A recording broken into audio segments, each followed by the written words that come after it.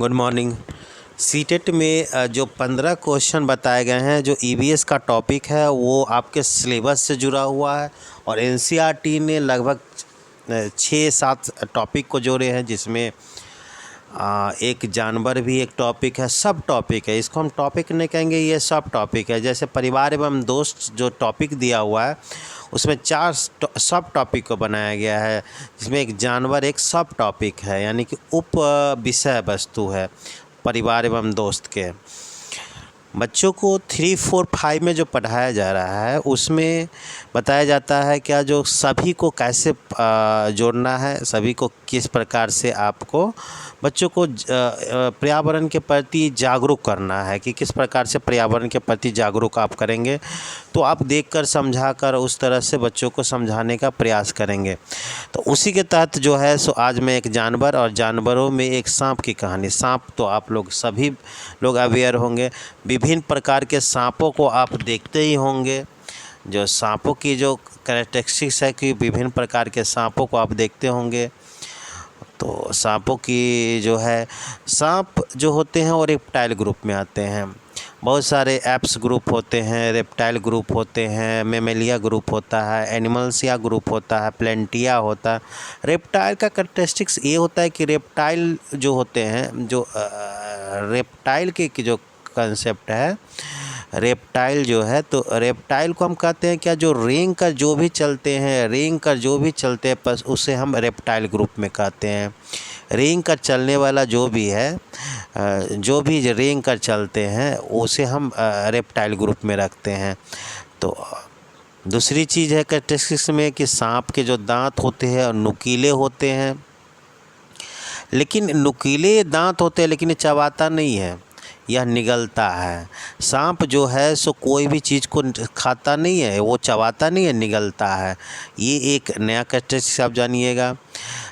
एक और कैरेक्टरिस्टिक्स आप लोग जानिएगा कि किंग कोबरा के बारे में, कि किंग कोबरा जो होता है सो भारत एवं दक्षिणी एशिया में पाए जाने वाला सांप है। ये सांप जो है, इसकी जो लंबाई है सो 13 फुट तक होती है, लेकिन अधिकतम लंबाई जो है सो 19 फीट।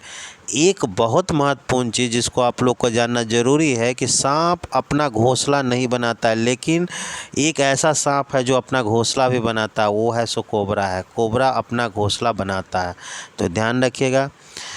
अगली पॉइंट जो है अजगर के पास जो होते हैं सो जहर नहीं होता है, वो निगलता है लेकिन उसके पास जहर नहीं होता। आपको जकड़ लेंगे, तोड़ देंगे, उसको टुकड़े टुकड़े करके वो निगलेगा, लेकिन उसके पास जहर नहीं होता है। सांप मांसाहारी होता है, नुकीले दांत को जहर निकालने में प्रयोग करता है। 4 प्रकार के सांप होते हैं, जिसमें आप सांप में आप देखे होंगे 4 प्रकार के सांप, नाग हो गए, करैत हो गए, दुबैया और अफाई। जो आपके एनसीईआरटी या ईवीएस की जो बुक में लिखा हुआ है वही है कि 4 सांप है, चारों के कैरेक्टरिस्टिक्स को आपको पढ़ना है कि नाग, सांप, करैत, दुबैया, अफाई, इसका क्या होता है सो आप देखिएगा। सांपों के कान नहीं होते हैं। सांपों के जो होते हैं सो अगली पॉइंट जो है, सांपों के कान नहीं होते हैं। सांपों के कान नहीं होते हैं, वो कंपन के माध्यम से उस चीज़ को समझने का प्रयास करता है। सांपों के कान नहीं होते, वो कंपन के माध्यम समझता है।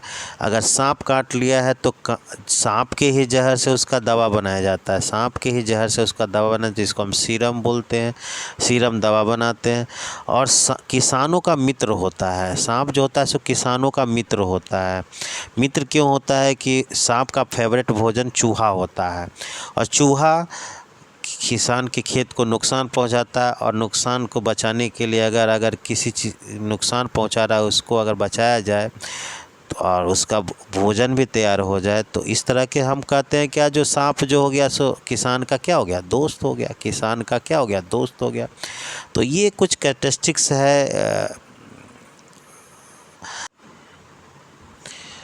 जो यहाँ पे जो कहानी बनाया हुआ है। ये कहानी जो है सो पढ़ने का मैं तरीका सिखा देता हूँ कि कैसे आप लोग पढ़िएगा और एग्ज़ाम की कैसे तैयारी करिएगा। क्योंकि यह कोर्स जो होते हैं ईबीएस जो 15 क्वेश्चन जो होते हैं हमारे जो स्टूडेंट है वो समझिए कि आप खुद मेहनत करिए इस पे। 15 जो पेडागोजी का हो मैं करवाऊँगा, लेकिन इस पे आपको खुद मेहनत करना है। जैसे एक जानवर में मैंने एक टॉपिक बताया आपको सांप के बारे में, सांप का कुछ कैरेक्टरिस्टिक्स बता दिया, आपको कैसे निकालना है सो देखिए। तो आप जानकारी होगी, कहानी के माध्यम से बता रहा हूँ, जानकारी होगी कि मैं शायद ही कोई काम कर रहा हूँ या बीन बजा रहा हूँ, हैरान हो गया। एक सपेरा की कहानी, अब सांप है तो सपेरा की कहानी होगा, बीन के धुन पे नाचने लगा कुछ लोगों से। कि हमारे यहाँ की कलबेलिया एक जाति है, क्या है, ये सपेरों की जाति है। कलबेलिया जो है सो सपेरों की जाति है। तो आपको क्लियर हो गया, कलबेलिया जो हो गया सपेरों की जाति है। बच्चों को पहले अवेयर कर दीजिए, क्योंकि अभी जो वातावरण में जो चल रहे हैं, देखते होंगे टोकरी में सांप लेके चलते हैं और बीन बजाते रहते हैं, सांप का करतब दिखाते हैं। तो पहले बच्चों को उस चीज़ के बारे में अवेयर करना चाहिए। क्या जो सांप को कैसे आपको दिखाना, इंडिकेशन कैसे, डेमोन्स्ट्रेशन मेथड को कैसे आप यूज करेंगे, डेमोन्स्ट्रेशन मेथड को कैसे आप यूज करेंगे, डेमोन्स्ट्रेशन को आप कैसे दिखाएंगे, प्रदर्शनी कैसे दिखाएंगे। तो बच्चों को उसके प्रति जो अवेयर करना है, तो अवेयर कैसे करेंगे, तो उसकी जानकारी आपको देना होगा। और जानकारी देकर ही बच्चों को सिखाएंगे कि अब सांप के बारे में पहले सपेरा के बारे में समझाएंगे। तो यहाँ शिक्षक को सांपों की जानकारी दे रहा है। अगर यहाँ पे जो है डिज़ाइन बनाना है, तो यह जो टीचर क्या कर रहा है, सांपों की जानकारी देकर और सांपों के अनुभव और उसके किस्से के बारे में बता रहा है। जैसे दादा परदादा एक सपेरे थे, सांपों को टोकरी लेकर। तो कलबेलिया का काम क्या है, क्या जो सांप पकड़ना, उसका कर्तव्य दिखाना, जंगलों से सांप पकड़ना, जड़ी बूटियों को पकड़ना, ये सब काम होता है उसका। तो दादाजी डॉक्टर नहीं थे, तो दवाइयों के लिए जड़ी बूटी का यूज करते थे और उससे गुजर बसर करता। कलबेलिया का अपना पेशा क्या है, सांप पकड़ना, जड़ी बूटियों को लाना, उसका दवा बनाना और यूज करना, ये काम है उसका। और बड़े बढ़िया दिन थे। अब देखिए, अब क्वेश्चन यह उठ रहा है कि क्या तुमने बीन बजाते हुए देखा है। अब यहाँ पे बच्चों को दिखाना है कि क्या बीन बजाते हुए देखे हैं, क्या आपने कभी सांप को देखे, क्या तुमने कभी सांप को ऐसा देखा है, कहाँ, क्या इसे डर लगता है। बच्चों को जहरीले सांप होते हैं तो इसके बारे में पढ़ाना। तो मैंने जहरीले सांप 4 बता ही दिए हैं कि 4 प्रकार के जहरीले सांप होते हैं। अब शिक्षक को मुमकिन है कि जांत के दांत, थैली और इसके बारे में क्लियर रूप से बताना है कि सपेरा के बारे में आपको, ज़िंदगी के बारे में। और सांप चाहते थे कि खूब खुलकर और पैसे कमाए जा सके, इसके लिए वो सांप का यूज करते थे मारने।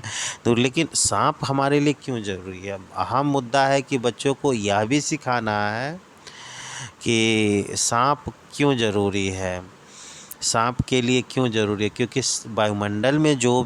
वायुमंडल में जो भी टॉक्सिक